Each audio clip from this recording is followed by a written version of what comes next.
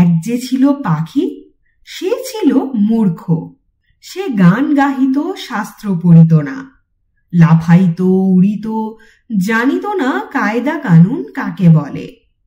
রাজা বলিলেন, এমন পাখি তো কাজে লাগে না, অথচ বনের ফল খাইয়া রাজহাটে ফলের বাজারে লোকসান ঘটায়। মন্ত্রীকে ডাকিয়া বলিলেন, পাখিটাকে শিক্ষা দাও। রাজার ভাগিনাদের উপর ভার পড়িল পাখিটাকে শিক্ষা দিবার। পণ্ডিতেরা বসিয়া অনেক বিচার করিলেন। প্রশ্নটা এই, উক্ত জীবের অবিদ্যার কারণ কি? সিদ্ধান্ত হইল, সামান্য খড়গোটা দিয়া পাখি যে বাসা বাঁধে, সে বাসায় বিদ্যা বেশি ধরে না। তাই সকলের আগে দরকার ভালো করিয়া খাঁচা বানাইয়া দেওয়া। রাজপণ্ডিতেরা দক্ষিণা পাইয়া খুশি হইয়া বাসায় ফিরিলেন। শ্যাকরা বসিল সোনার খাঁচা বানাইতে। খাঁচাটা হইল এমন আশ্চর্য যে দেখিবার জন্য দেশ বিদেশের লোক ঝুঁকিয়া পড়িল। কেহ বলে শিক্ষার একেবারে হদ্দমুদ্দ, কেহ বলে শিক্ষা যদি নাও হয়, খাঁচা তো হইল, পাখির কি কপাল।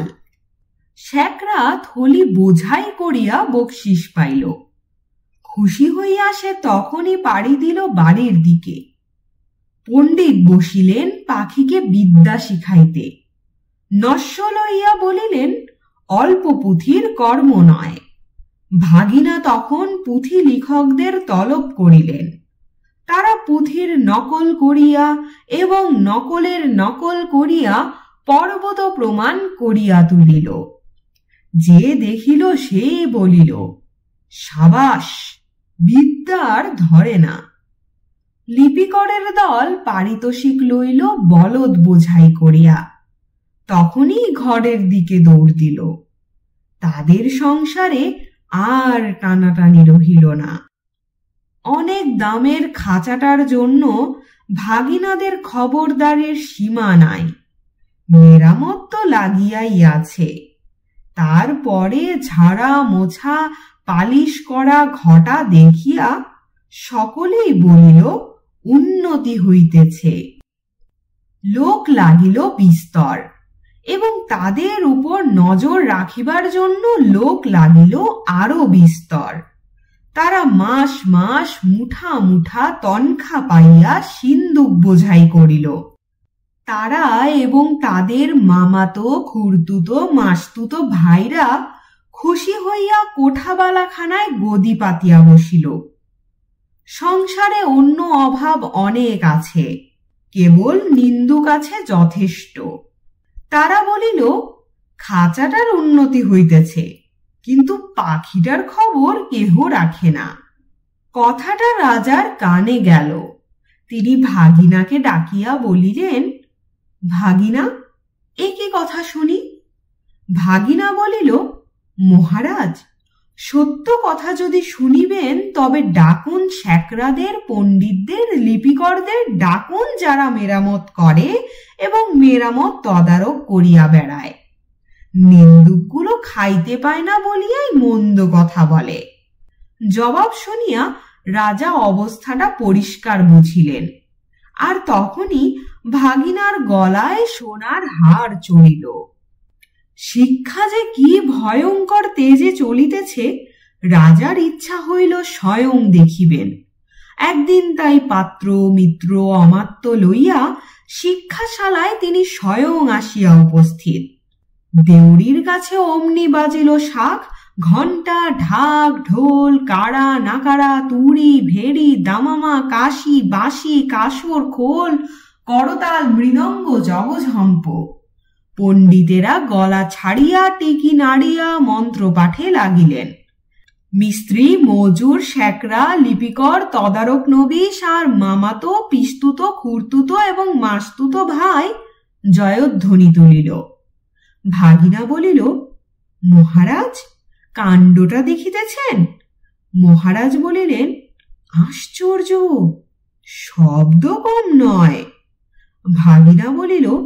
শুধু শব্দ নয়, পিছনে অর্থও কম নাই।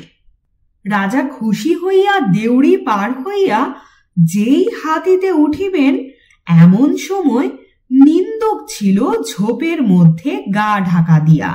সে বলিয়া উঠিল, মহারাজ, পাখিটাকে দেখিয়াছেন কি? রাজার চমক লাগিল। বলিলেন, ওই যা, মনে তো ছিল না, পাখিটাকে দেখা হয় নাই।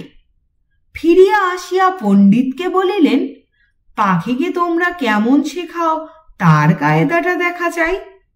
দেখা হইল। দেখিয়া বড় খুশি। কায়দাটা পাখিটার চেয়ে এত বেশি বড় যে পাখিটাকে দেখাই যায় না।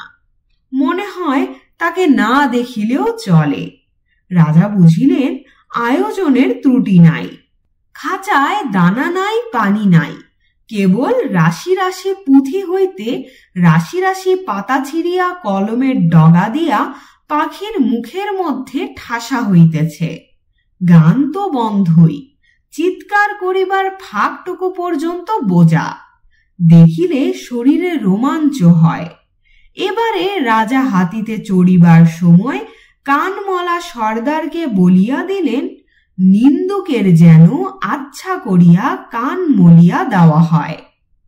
পাখিটা দিনে দিনে ভদ্র দস্তুর মতো আধমরা হইয়া আসিল। অভিভাবকেরা বুঝিল বেশ আশাজনক। তবু স্বভাব দোষে সকাল বেলার আলোর দিকে পাখি চায় আর অন্যায় রকমে পাখা ছটপট করে। এমনকি একদিন দেখা যায় সে তার রোগা ঠোঁট দিয়া খাঁচার শলা কাটিবার চেষ্টায় আছে। কোতোয়াল বলিল, এ কি বেয়াদবি? তখন শিক্ষা মহালে হাপর হাতুড়ি আগুন লইয়া কামার আসিয়া হাজির। কি দমাদ্দম পিটানি! লোহার শিকল তৈরি হইল। পাখির ডানাও গেল কাটা। রাজার সম্বন্ধীরা মুখ হাড়ি করিয়া মাথা নাড়িয়া বলিল, এ রাজ্যে পাখিদের কেবল যে আক্কেল নাই তা নয়, কৃতজ্ঞতাও নাই। তখন পণ্ডিতেরা এক হাতে কলম এক হাতে সড়কি লইয়া এমনই কাণ্ড করিল যাকে বলে শিক্ষা। কামারের পশার বাড়িয়া কামার গিন্নির গায়ে সোনাদানা চড়িল এবং কোতোয়ালের হুঁশিয়ারি দেখিয়া রাজা তাকে শিরোপা দিলেন। পাখিটা মরিল।